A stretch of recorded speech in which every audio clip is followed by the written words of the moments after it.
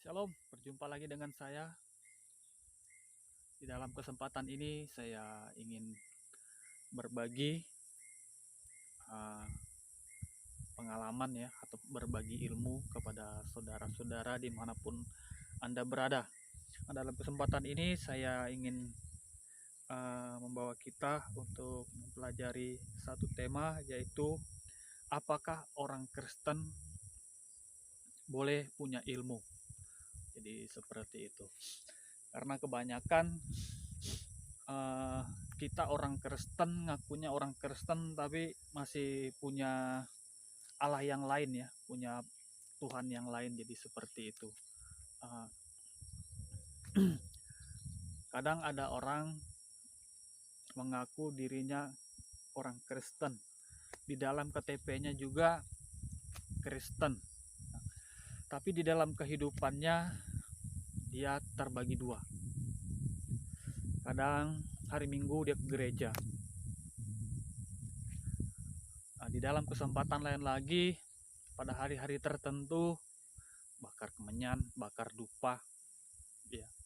Terus di saat-saat tertentu juga, mungkin ada bulan-bulan tertentu dikasih sesaji lagi kepada uh, Allah yang lain. Jadi apakah itu dibenarkan oleh Tuhan? Apakah itu dibenarkan oleh Allah? Apakah itu dibenarkan oleh Alkitab? Coba kita buka di Alkitab kita yang terdapat di dalam Matius pasal 6 ayat 24. Tapi saya baca yang pertama dan yang terakhir ya, saudara-saudara. Saya baca yang pertama kenapa saya baca yang pertama dan terakhir, karena ini ayatnya sangat menyentuh sekali ya, sangat istimewa buat saya lah. Makanya itu saya cuman membaca yang pertama dan terakhir. Bunyinya demikian: tak seorang pun dapat mengabdi kepada dua tuan. Jadi seperti itu. Terus yang terakhir, kamu tidak dapat mengabdi kepada Allah dan kepada Mammon. Mungkin saudara pikir, apa ini Mammon? Mammon. Kalau kita melihat daripada kisah atau tulisan di Alkitab, Mammon ini adalah sesuatu Allah yang lain, sesuatu Tuhan yang lain. Karena kata yang terakhir, kamu tidak dapat mengabdi kepada Allah dan kepada Mammon. Itu penjelasan Alkitab. Jadi kita sebagai orang Kristen, kita tidak boleh ya percaya kepada Allah lain selain Allah yang ada di dalam kerajaan sorga, selain Allah yang kita sembah, selain Allah yang mempunyai kerajaan sorga. Tapi kebanyakan kita manusia menyepelekan hal itu. Kenapa saya bilang menyepelekan? Terkadang, bukan terkadang ya, kita sengaja mengambil ilmu ataupun dari Mammon yang disebut di dalam Alkitab itu. Kita tahu kalau Tuhan itu maha kuasa, kita tahu kalau Tuhan itu yang menciptakan langit dan bumi ini. Namun kita tidak percaya kalau Tuhan itu mampu menjaga kita. Itu yang banyak ditemukan di dunia ini. Dia ngaku orang Kristen tapi dia tidak yakin kalau Tuhan itu mampu menjaga dia. Saya percaya, dia percaya bahwa Tuhan itu yang menciptakan langit ini, bahwa Tuhanlah yang menciptakan dia, bahwa Tuhanlah yang menciptakan segala isi bumi ini, segala isi dunia ini. Dia percaya. Tapi satu yang dia tidak percaya. Kenapa saya berani mengatakan satu yang dia tidak percaya? Karena dia masih mempunyai Allah lain. Berarti dia tidak percaya bahwa Tuhan ataupun Allah mampu menjaga dirinya. Dia tidak yakin bahwa Tuhan sanggup melindungi keluarganya, bahwa Tuhan sanggup melindungi kemanapun dia pergi. Itu yang dia tidak percaya. Banyak manusia yang tidak percaya itu. Potong tangan saya. Banyak orang Kristen yang seperti itu. Mohon maaf saya mengatakan seperti ini. Bukan saya menjelekkan saudara, bukannya saya menuduh saudara, bukannya saya memfitnah saudara. Tapi hati saya bergerak untuk menyelamatkan saudara. Saya juga tidak suci, saya juga tidak bersih. Saya juga manusia yang berdosa. Tapi apa salahnya saya menasehati saudara, walaupun tidak secara langsung, walaupun hanya melewat video ini. Saya ingin saudara lepaskan mamon, lepaskan Allah yang lain daripada Allah yang menciptakan saudara dan saya. Saya tidak menuduh saudara, saya tidak menganggap saudara bersalah, saya tidak menganggap saudara punya dosa, tapi sadarlah, kalau kita punya ilmu, kalau kita punya Allah yang lain, di dalam Alkitab sudah menjelaskan, tidak atau tak seorang pun dapat mengabdi kepada dua Tuhan. Yang terakhir, kamu tidak dapat mengabdi kepada Allah dan kepada Mammon. Berarti kalau kita mengabdi kepada setan, kalau kita punya ilmu, walaupun kita ke gereja setiap hari, istilahnya, setiap minggu, setiap hari kamu berdoa, menangis apapun kamu di situ, percuma. Karena apa? Karena masih ada mamon di hatimu, karena masih ada mamon di pikiranmu.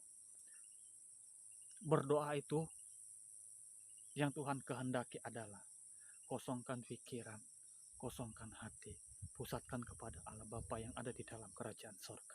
Tidak ada mamon, tidak ada setan, tidak ada baca-bacaan, tidak ada mantra-mantra yang tertanam di dalam pikiran kita. Itu yang Tuhan inginkan. Jadi saudara-saudara yang saya kasih dalam Tuhan kita Yesus Kristus, Tuhan sudah banyak kasih kita perumpamaan.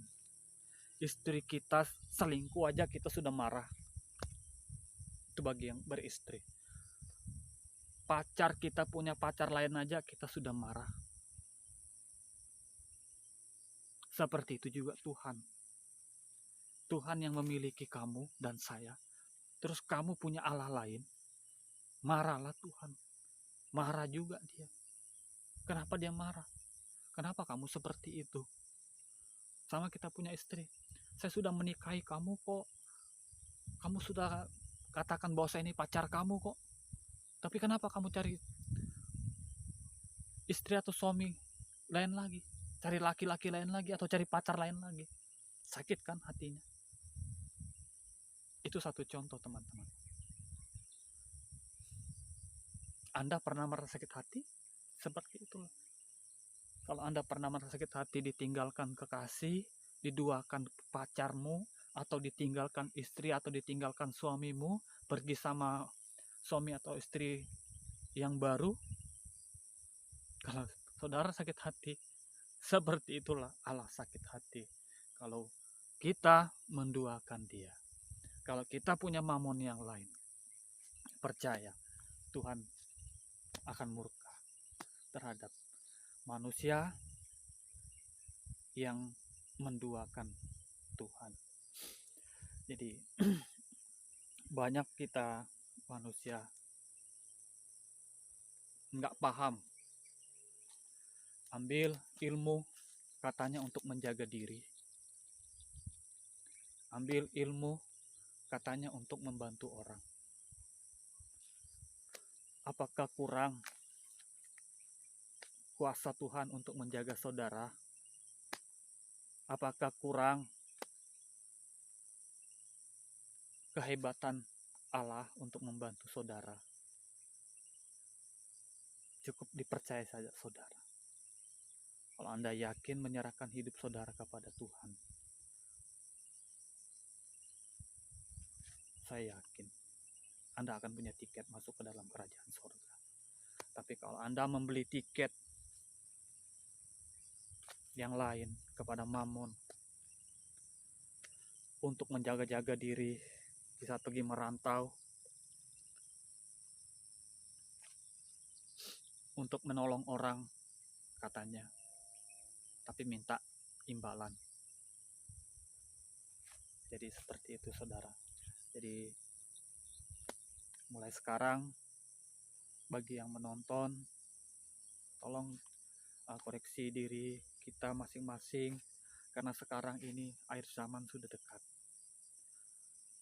Bermacam-macam bencana sudah kita dengar, apalagi saat sekarang ini yang lagi gemparnya yaitulah virus corona atau disingkat COVID-19.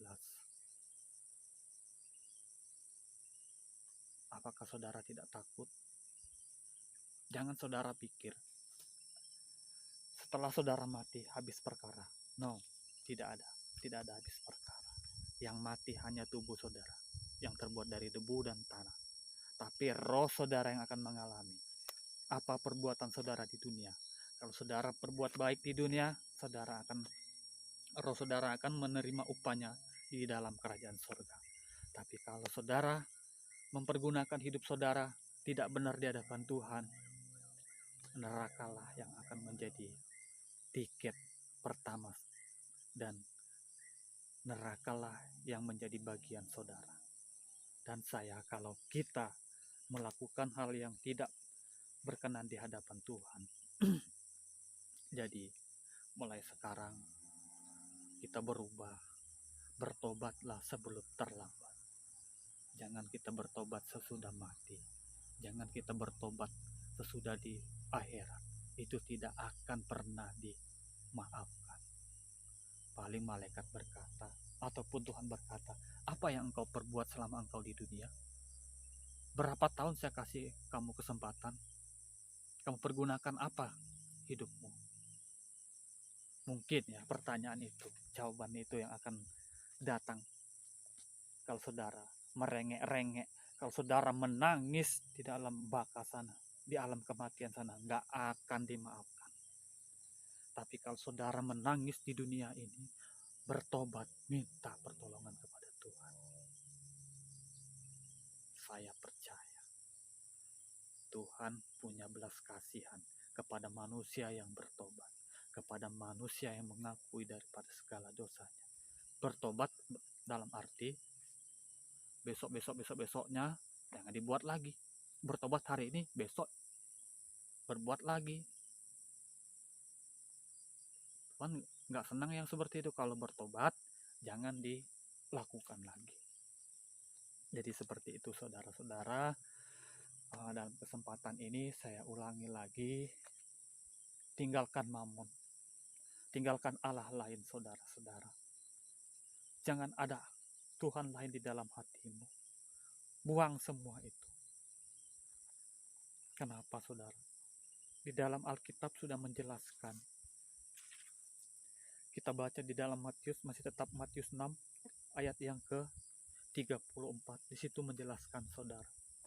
Sebab itu, janganlah kamu khawatir akan hari besok, karena hari besok mempunyai kesusahannya sendiri. Kesusahan hari ini cukuplah untuk sehari. Apa maksudnya saudara? Sebab itu janganlah kamu khawatir, karena besok-besok itu Tuhan akan pelihara kita saudara. Kalau kita yakin dan percaya kepada Tuhan, Tuhan tidak akan meninggalkan kita. Apapun itu. Karena ada di dalam Alkitab juga, berdoa dan bekerja. Kita bekerja, mencari nafkah, dan berdoa kepada Tuhan. Jadi itu saudara, tinggalkan Mammon. Saya ulangi lagi, tinggalkan Mammon, tinggalkan ilmu. Serahkan hidupmu kepada Tuhan. Jangan sampai saudara menyesal. Jangan sampai saudara menangis di alam sana. Tapi itu sudah terlambat saudara, itu sudah terlambat. Semasih kita dikasih kesempatan bernapas di dunia ini, hilangkan, hapuskan semua itu. Jauhkan mamon. Serahkan diri pada Tuhan. Apapun yang masalah, apapun yang kau alami di dunia, serahkan semuanya kepada Tuhan. Seperti video saya yang sebelumnya, saya menjelaskan dan mengartikan kenapa Tuhan Yesus berkata di kayu salib, Bapa, ke dalam tanganmu kuserahkan nyawa. Itu satu pertanda, saudara, bahwa sesusah apapun kita, sesakit apapun kita menyerahkan kehidupan kita sampai mati kepada Allah. Kepada Allah Bapa kita yang ada di dalam kerajaan surga. Di dalam Alkitab juga mengatakan, hendaklah engkau setia sampai mati. Itu yang dilakukan Tuhan Yesus. Itu yang dilakukan Tuhan Yesus di kayu salib. Memberi satu contoh. Ada ayatnya. Dan bahasa tubuhnya. Yang mengatakan, walau sengsara apapun Tuhan Yesus, dia tetap menyerahkan kehidupannya kepada Bapa atau Allah yang ada di dalam kerajaan surga. Jadi itu satu perumpamaan buat kita. Terus kita kembali ke pokok pembahasan. Pikirlah baik-baik, saudara, karena akhir zaman sudah dekat. Jangan sampai kita terlambat. Memohon kepada Tuhan supaya kita diampuni, supaya kita layak di hadapan Tuhan. Jauhkan mamon, saudara-saudara. Jauhkan ilmu-ilmu apapun yang saudara miliki. Mantra-mantra apapun yang saudara miliki. Baca-baca apapun yang saudara miliki. Tulisan-tulisan apapun yang saudara miliki. Minyak-minyak apapun yang saudara miliki. Tinggalkan di dalam nama Yesus. Tinggalkan di dalam nama Yesus. Kuasa kegelapan tidak ada yang mampu. Kuasa kegelapan tidak ada yang bisa menandingi daripada kuasa Tuhan. Saya percaya di saat saudara sehat, saudara percaya dengan ilmu saudara. Tapi di saat saudara jatuh sakit, saya yakin tidak ada selain Allah yang punya kerajaan surga. Saudara pasti menangis. Dengar perkataan saya. Pasti saudara akan menangis, meminta pertolongan kepada Tuhan. Karena apa? Karena apa yang saudara percaya sebelumnya, percaya kepada mamon itu, tidak mampu menyembuhkan saudara dari sakit penyakit saudara. Saudara pasti menangis, minta pertolongan kepada Bapa. Tapi apakah Bapa mendengar? Apakah Allah mendengar?